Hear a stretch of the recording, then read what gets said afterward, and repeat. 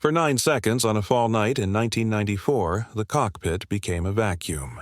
Not quiet, the absence of everything that makes quiet possible. No sidetone, no intercom hiss, no ATC. The captain's mouth moved and the headset over his ears turned into a museum display behind glass. And in those 9 seconds, through his headphones, I heard my own voice speak a clearance I hadn't yet transmitted. I can give you 5 anchors for what happened, because numbers are how pilots argue with ghosts. Radial 172, DME 11, altitude 7,000, ground speed 180, QNH 29.85. I can also give you a phrase that kept my hands from shaking. Confirm audio source. If you've worked a flight deck, you know why that matters. When the world starts slipping, you check the reference that doesn't. This is a personal account and an opinion. No coordinates, no instructions, no restricted recordings, only what I lived. If you go listen to anything I mention, use legal public archives. If a piece of this lines up with something you find, leave just 1 letter in the comments. M. That's for Morse. You'll see why. We were inbound to Lincoln, Nebraska, on a night that made the Midwest look like a map somebody drew with a pencil and then traced again with a wet finger. The line of storms that had bullied Kansas all afternoon was breaking its knuckles on the plains. St. Elmo's fire crawled the windshield frame in lambent blue. The captain, a man who'd flown long enough to call superstition a checklist item, tapped the panel with 2 knuckles before pushback and once more after climb power. He always did. Ritual is what you keep when you've traded sleep for 10,000 hours.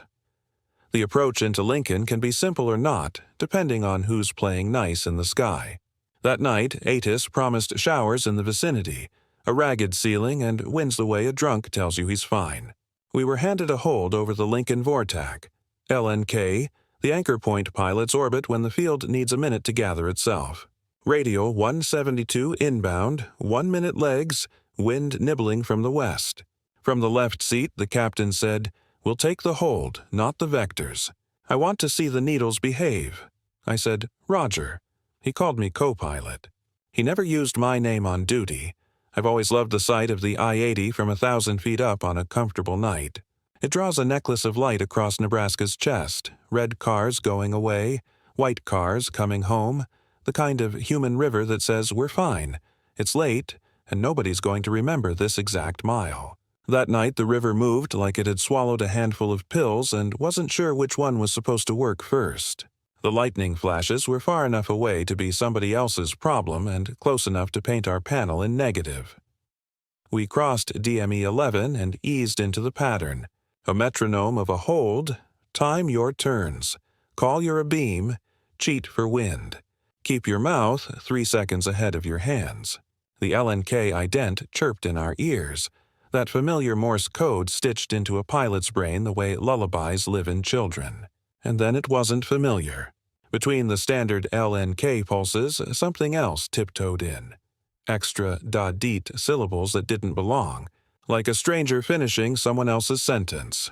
"Confirm audio source," I said out loud, because that's what you do when your ears betray you. The captain didn't answer. He was listening harder than I was. We rolled wings level inbound, 7,180 across the ground.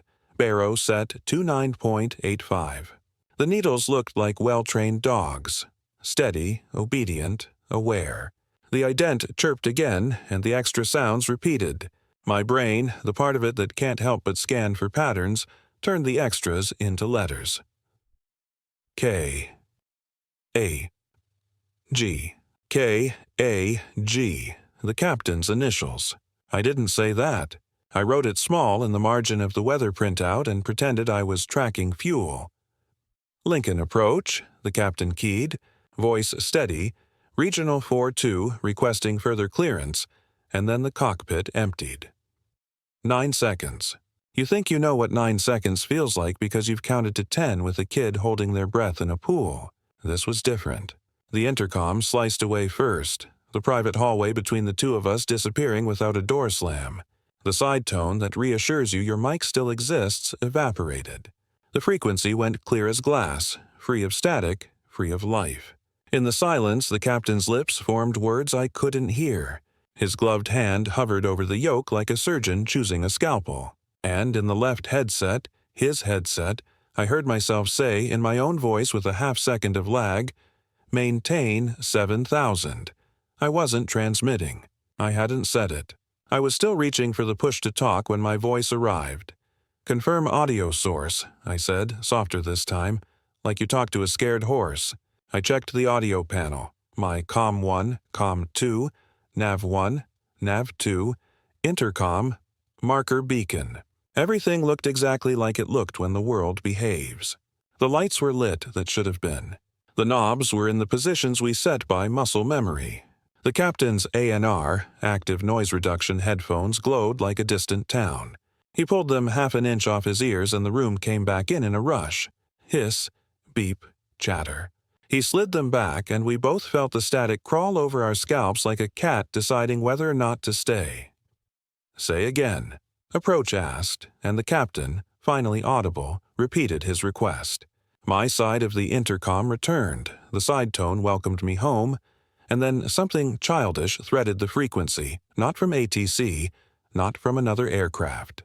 2 notes, whistled, the kind you learn on a playground like somebody in the sky had decided to be a human kettle. They started faint, rose just enough to declare themselves, and faded as if someone had pinched the sound at the source.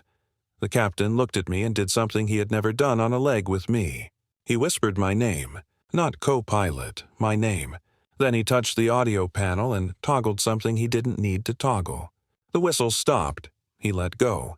The whistle started again. The exact 2-note pattern. "Confirm audio source," I said a third time because rituals sometimes learn to be prayers. He nodded like he was counting to 9 in his head. We flew the hold again.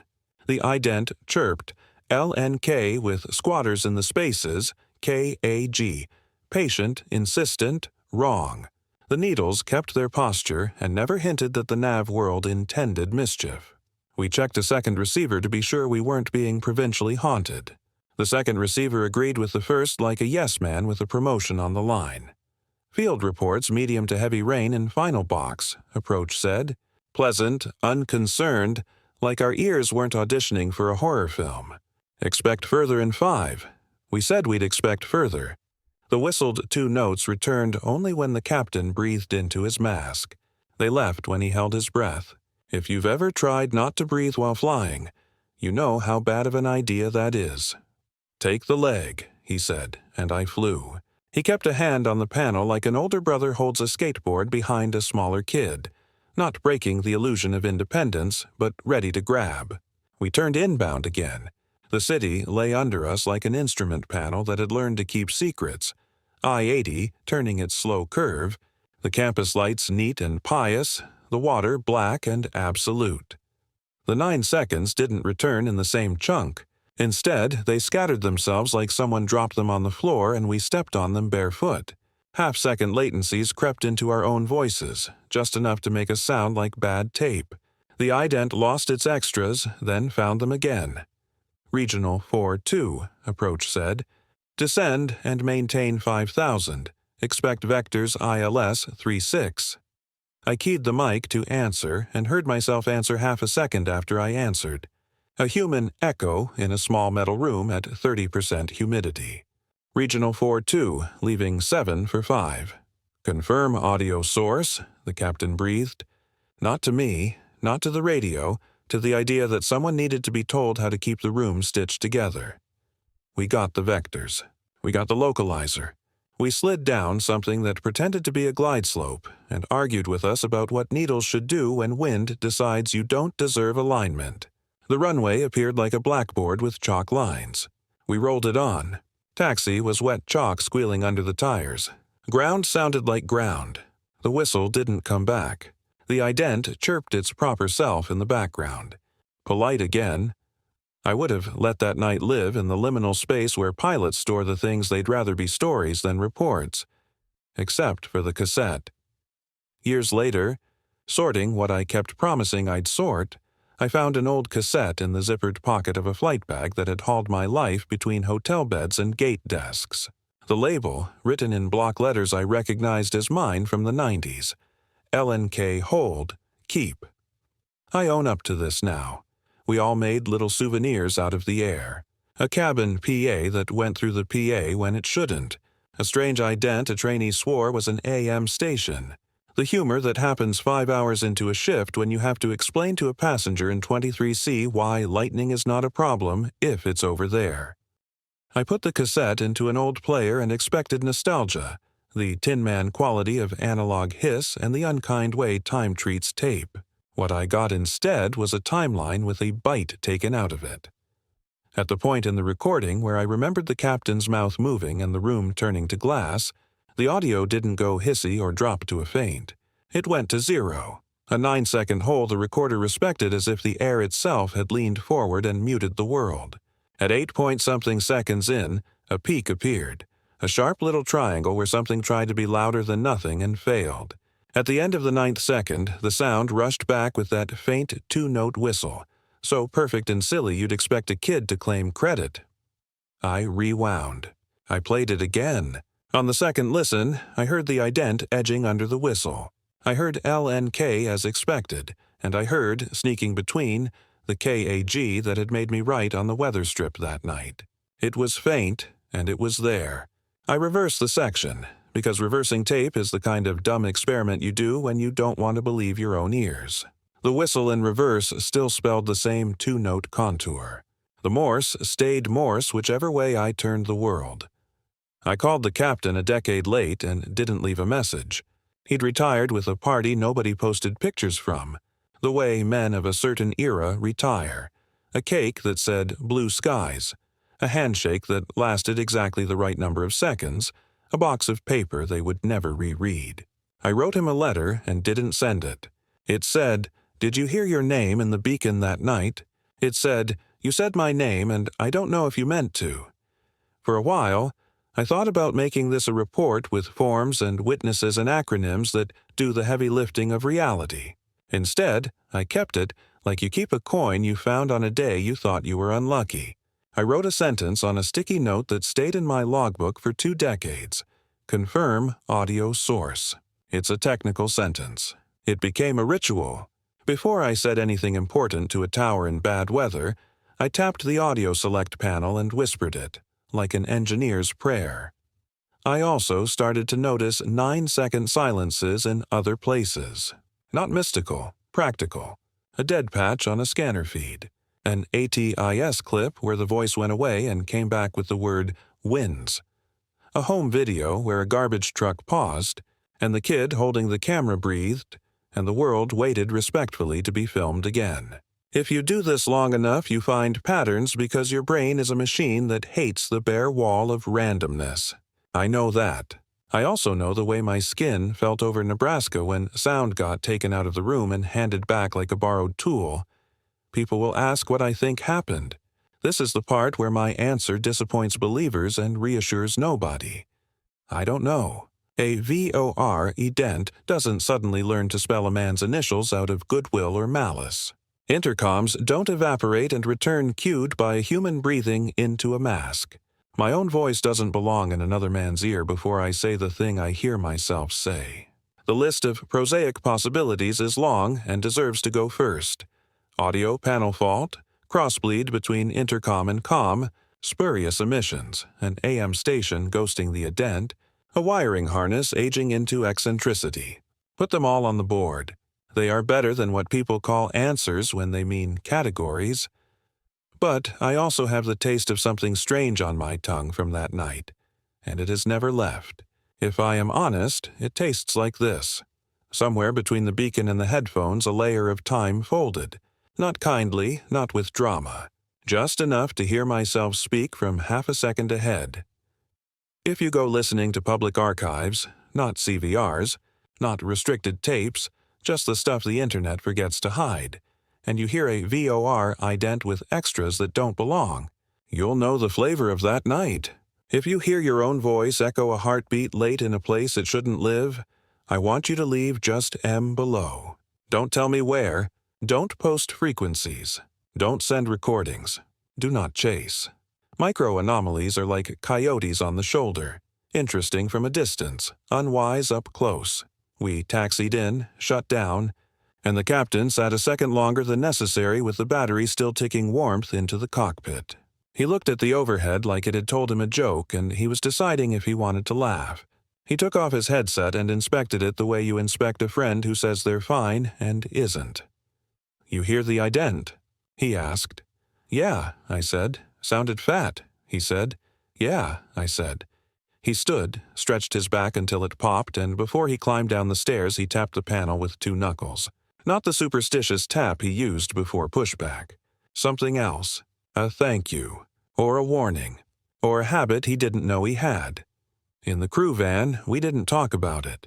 In the hotel, the ice machine made 2 notes when someone kicked it for fun and my stomach went tight.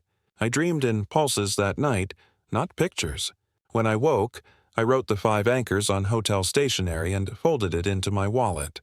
172 degreer. Yelena's DME, 7000, GS 180, QNH 2985. I told myself that the next time the air tried to take away the floor, I'd have something to stand on that didn't care about faith. If you've sat through this because you know Nebraska at night, or because you've ever loved a piece of radio the way fishermen love certain knots, thank you. If you're here for proof, I can't give you the kind you can frame. I can give you a 9-second hole on a cassette that a younger version of me labeled Keep. I can give you a whistle that made fun of me just enough to be real. I can give you a beacon that grew 3 extra letters and then pretended it hadn't. And I can give you a phrase that has never once failed me when the room tilts. Confirm audio source. Say it when the hiss changes. Say it when a voice arrives before it's spoken. Say it when silence grows teeth. If anything in this met you where you live, leave me M below. I'll read it the next time I'm awake in a hotel, listening to a hallway air conditioner try to learn Morse. I don't have a twist that hands you a solved puzzle. I have an aftermath that behaves like weather. Once a week, my phone rings and holds the line for 9 seconds and drops with dignity. Once a month, a VOR ident somewhere seems stranger than it should, and if I check back, it behaves, like I accuse the wind of something it didn't do. Once in a while, a captain I used to fly with writes my name in an email, and I hear, just faintly, the way it sounded in his mouth that night, like he'd borrowed it and wasn't quite sure how to return it. You don't need to believe what I think. You only need to know what I heard. LNK KAG where no KAG belonged. Maintain 7000 arriving from a half-second ahead. A cockpit turned aquarium, the glass between me and sound. A whisper from an old machine. Confirm audio source. That's my checklist for the weird. It's kept me out of the ditch so far. I hope it does the same for you.